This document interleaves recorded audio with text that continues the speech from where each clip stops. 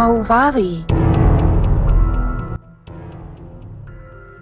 যেমন ধরেন মদ পানের বিষয়টা কোরআনে কিন্তু মদ খাওয়ার বিষয়ে মদ মদের প্রশংসা করা হয়েছে। এটা কি আপনি জানেন? কোরআনে যে মদের প্রশংসা করা হয়েছে? না ভাই, এটা আমি জানি না। আচ্ছা, সেটা আমি আপনাকে একটু পরে দেখাবো। মদের প্রশংসা করা হয়েছে, এর পরবর্তীতে আবার মদকে বলছে যে তোমরা মদ খেয়ে নামাজের ধারে কাছে যাও না। মানে অন্য সময় যদি মদ খাও তাহলে ঠিক আছে, কিন্তু মদকে নামাজের ধারে কাছে যাবে না, অন্য সময় খাও, এটাও বলা হয়েছে কোরআনে। আবার এটাও শেষে গিয়ে মদকে নিষিদ্ধ করা হয়েছে। কেন? কারণ হয়েছে প্রথম প্রথম সবাই মদ খাইত, তখন মদের প্রশংসা পর্যন্ত করা হয়েছে। শেষমেশ গিয়ে দেখছে মদ খায় তো হযরত আলী বুলসুরা পড়ায় নামাজ পড়ায় ফেলেছে, ইমামতি করতে গিয়ে বুলসুরা পড়ায় নামাজ পড়ায় ফেলেছে। তখন গিয়ে বলছে যে মদ খায় নামাজের দ্বারে কাছে যাবে না। পরে গিয়ে দেখে যে আরো বিপদ, মদ খায় মানে সমস্যা, জিহাদ টিহাদ করতে পারে, জিহাদ টিহাদ করতে গিয়ে সমস্যা। দেখা যায় রাতের অন্ধকারে শত্রুরা ঘোরাঘুরি করতেছে, মোহাম্মদের সৈন্যবাহিনী সব মদ খায় ফিরে আসছে, এখন তো শত্রুরা এসে তো মেরে ফেলবে। এই জন্য মদই পুরা নিষিদ্ধ করে দিচ্ছে। এরকম তো না যে শুরুতেই আল্লাহ পাক বলে দিচ্ছে মদ টদ খাবি না তোরা, এটা তো বলে নাই। ঘটনার পরিপ্রেক্ষিতে যে ইয়াটা হয়েছে, যে সলিউশনটা মোহাম্মদের মাথায় আসছে, সেটাই সে আল্লাহর নামে চালাইতেছে।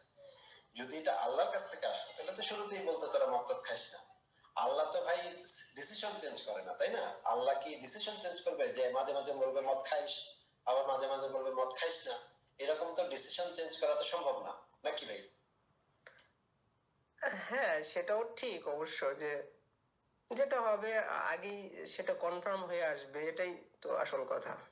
আচ্ছা, এখন আমি আপনাকে তাহলে একটু দেখায় দিই যে এই যে মদ বিষয়ক 4টা আয়াত আছে কোরআনে। 4টা আয়াত আমি আপনাকে একটু দেখায় দিই আগে, কারণ আমরা তো রেফারেন্স ধরে ধরে কথা বলি, রেফারেন্স ধরে ধরে কথা বললে আলোচনাটা সুবিধা হয়, তাই না ভাই? হ্যাঁ, শিওর। আচ্ছা, তাহলে আমি আপনাকে একটু রেফারেন্স গুলো একটু দেখাই, আলোচনাটা করলাম, এখন রেফারেন্স গুলো একটু দেখাই। দেখেন, আমি আপনাকে স্ক্রিনে দিচ্ছি। এটা হচ্ছে সূরা নাহলের এটা হচ্ছে সূরা নাহলের 67 নম্বর আয়াত। দেখেন, এই আয়াতটা একটু ভালো করে পড়ি আমরা, আসেন। আচ্ছা, হয়ে গেল তার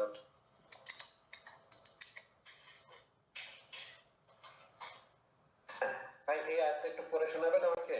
এই যে আমি স্ক্রিনে দিয়েছি, দেখা যাচ্ছে? জি জি ভাই, দেখা যাচ্ছে। আর খেজুর ও আঙ্গুর ফল থেকে তোমরা মদ ও উত্তম খাদ্য প্রস্তুত করো, জ্ঞানী সম্প্রদায়ের জন্য এতে অবশ্যই বহু নিদর্শন রয়েছে। তাইসিরুল কুরআন। ভাই, এটার মানে কি ভাই, আমাকে একটু বুঝায় দেন তো। তো তাফসীরটা কি আপনি পড়েছেন? কোন ইবনে কাসিরের তাফসীর বা জালালাইনের তাফসীর এই আয়াতটা? না না না ভাই, আমি আসলে এগুলো পড়ি নাই, এমনিতেই আপনাদের এই ইয়েগুলো দেখি আমি, আর আপনাদের কিছু লেখা পড়ি চোখের সামনে পড়লে, এই আর কি। অনেক সময় আপনাদের অনেক লজিক গুলো ভ্যালিড মনে হয় আমার কাছে। হ্যাঁ, আচ্ছা আচ্ছা, এরপরে আর কি কোরআনের এরপরে দ্বিতীয় সূরা যেটা নাযিল হয়েছে এই মদ সম্পর্কে, সেটা হচ্ছে সূরা বাকারার 219 নম্বর সূরা, 19 নম্বর আয়াত। এখানে বলা হয়েছে, এই আয়াতটা একটু পড়ে শুনুন তো ভাই। সূরা বাকারার এই আয়াতটা একটু পড়ে শুনুন তো, কি লেখা এখানে? তোমাকে লোকে মদ ও জুয়া সম্পর্কে জিজ্ঞেস করছে, বলো ওই দুটোতে আছে ভয়ঙ্কর গুনাহ এবং মানুষের জন্য উপকারও, কিন্তু এই দুটোর পাপ। এরপরে আর পড়তে হবে না। এটা পড়েন, এই যে মানুষের জন্য উপকার, এটা কি, এই কথাটার মানে কি?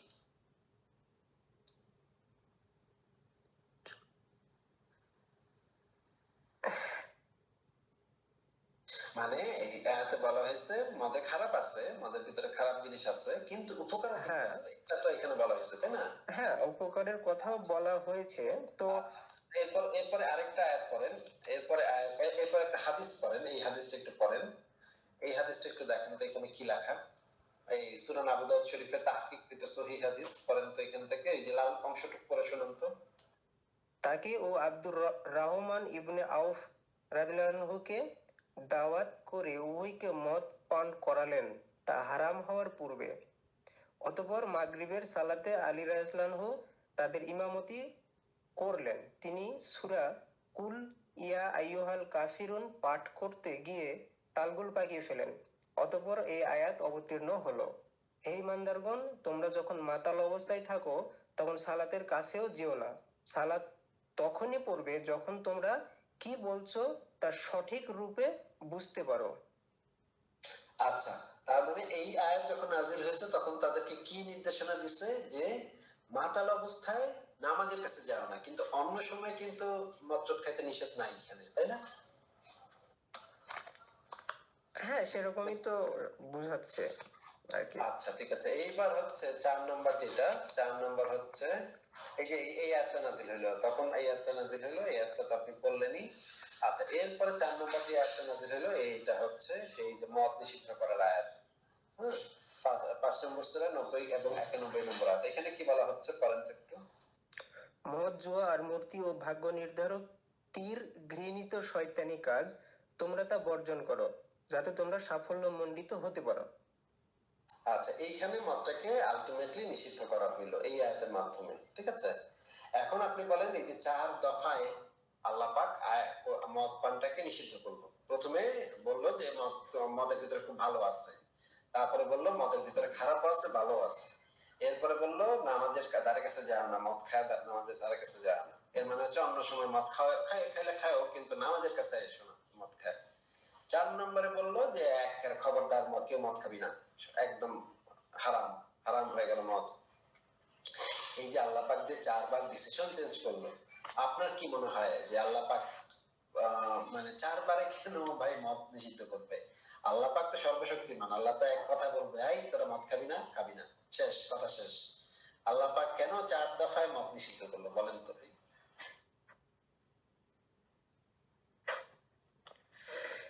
হ্যাঁ ভাই, আসলে সহি উত্তর আমার কাছে নাই। আমি কি বলবো বলেন, এ বিষয়ে আসলে আমার মন্তব্য করারও কিছু নাই আর কি। আমি আসলে মন্তব্য মানে করতে এরকম পারবো না না এই যে বিষয়ে।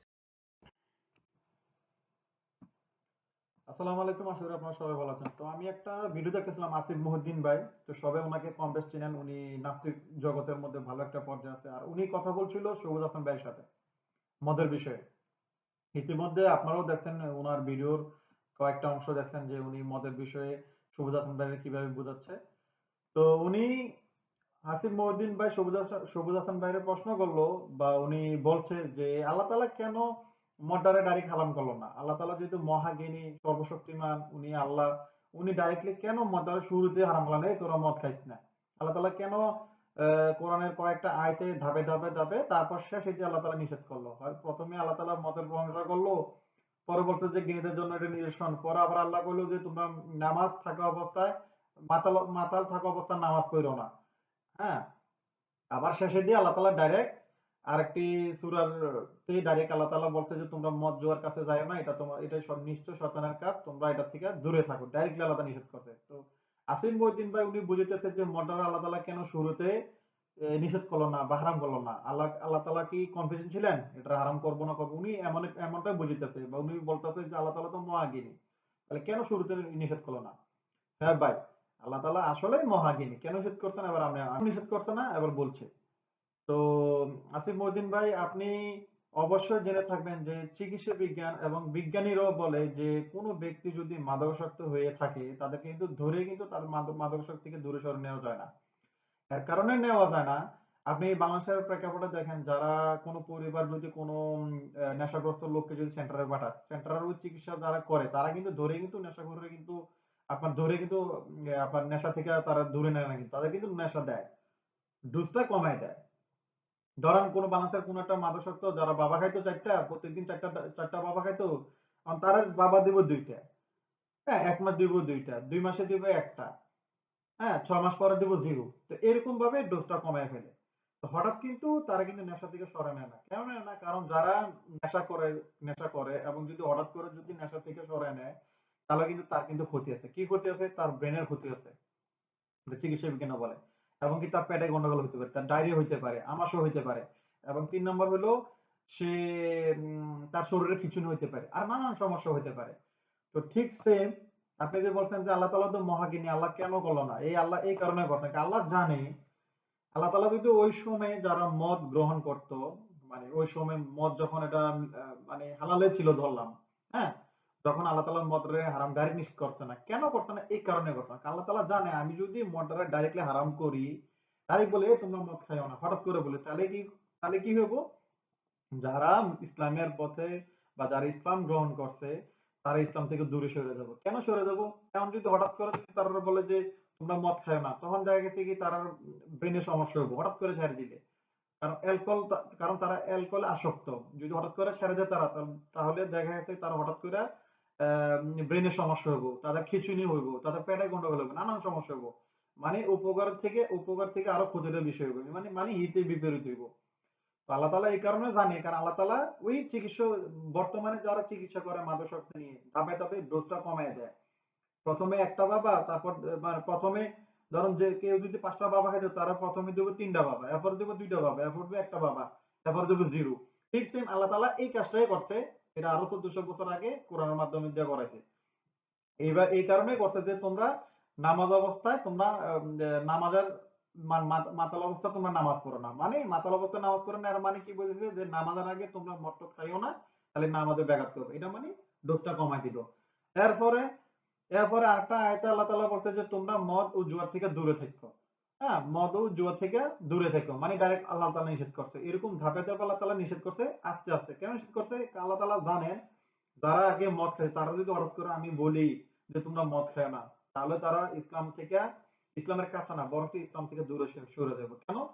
কোন তারা ইসলামটা কঠিন মনে করবো, ইসলামের আইনগুলো কঠিন মনে হইব। কারে ভাই আমি যে মদ ছেড়ে দিছি, আমার মাথা ঘুরায়। হ্যাঁ, আমি যে পাগলামি করতেছি, আমার যে পেটে অসুখ হইতেছে, আমি যে খিঁচুনি করতেছি, তখন ওই সময় যারা ইসলাম গ্রহণ তার মেন্টালিটি এমন হবে যার কারণে তারা ইসলাম থেকে দূরে সরে যাবে। আর দ্রুত সরে যাব, কারণ কারণ তারা তখনই বুঝবে আরে ইসলাম তো সুন্দর, ইসলামের তো সবকিছু সঠিক মনে হয়, কিন্তু এটা তো আমরা উল্টা কঠিন হইতেছে। তো যার কারণে আল্লাহ তাআলা বুঝে, আল্লাহ হলো মহা চিকিৎসা বিজ্ঞানী। আল্লাহ হলো মহা চিকিৎসা বিজ্ঞানী। যার কারণে আল্লাহ তাআলা ওই ১৪০০ বছর আগে ধাপে ধাপে ধাপে আল্লাহ তাআলা পবিত্র কোরআনের আয়াতের মাধ্যমে ধরে এটা নিষেধ করছেন, ধরে এটা আরোপ করছে না। বর্তমানে যারা বর্তমান চিকিৎসা বিজ্ঞানী যেভাবে মাদকাসক্তি নিয়ে কাজ করে, তো এটা আপনিও জানেন যে যারা মাদকাসক্ত তাদেরকে ধরে কিন্তু মাদক ছাড়ানো যায় না, তারা ধাপে ধাপে ছাড়তে হয়। ধরে যদি ছাড়ানো হয় তাহলে কিন্তু হিতে বিপরীত হইব। সে পাগলামি করব, সে পাগল হয়ে যেতে পারে। ঠিক সেম ওই সময়ে সাহাবীদেরকে বা যারা ইসলাম গ্রহণ করছে তাদেরকে ধরে আল্লাহ তাআলা মদ হারাম করেন নাই, কারণ তারা পাগল হয়ে যেতে পারে, তাদের বিভিন্ন ক্ষতি হতে পারে, তারা ইসলাম থেকে দূরে সরে যেতে পারে। আর আল্লাহ তাআলা, এটা আপনি জানেন, আল্লাহ তাআলা কোনো মানুষকে বোঝা চাপায় দেন না। যার যতটুকু শক্তি তারে ওই বোঝাটাই দেয়। তো ওই সময় যদি আল্লাহ তাআলা ডাইরেক্ট বলতো যে তোমরা মদ খাইও না, ডাইরেক্ট হারাম, তো দেখা গেছে সবাই আপনার পাগলামি করত মদের কারণে। নেশা উল্টাপাল্টা করত। তাদের খিঁচুনি হইতো, এমনকি মারাও যাইতে পারতো। হ্যাঁ, ক্ষতি হইতে পারতো। সে মেন্টালিটি ভাবে ক্ষতিগ্রস্ত হইতো। এমনকি খিঁচুনি হইতে পারতো। তখন সবাই কবে এই তোমার আল্লাহ কি কইলো দাও, আমরা সবাই অসুস্থ হয়ে গেছি। তখন কি করতো? তখন মানুষ ইসলাম থেকে আরো দূরে সরে আসা করতে পারতো। আল্লাহ তাআলা মহাজ্ঞানী, আল্লাহ সব বোঝে। এটা আপনিও আসিফ মহিউদ্দিন ভাই আপনিও জানেন যে আপনার যারা মাদকে আসক্ত তাদেরকে চিকিৎসা করতে হলে তাদেরকে ডোজটা কমায় কমায় দিয়ে তাদেরকে জিরোতে নেয়। ধরে কিন্তু আপনার মাদকাসক্ত থেকে ডাইরেক্ট কিন্তু জিরো ডোজ দেয় না। যে একজনরে সেন্টার নিলাম, যে তোর আজকের থেকে তোর বাবা খানা বন্ধ, তোর আজকে থেকে গাঁজা খানা নিষেধ, তোর আজকে থেকেই মদ খানা নিষেধ, এমন না কিন্তু। তাদের কিন্তু ডোজ দেয়, পরিমাণে কমায় দেয়। তো কম থেকে কম হইতে হইতে এটা একবার জিরোতে নেয়। তো যাক আসিফ ভাই, তো ভালো থাকবেন। তো এটাই। আসসালামু আলাইকুম।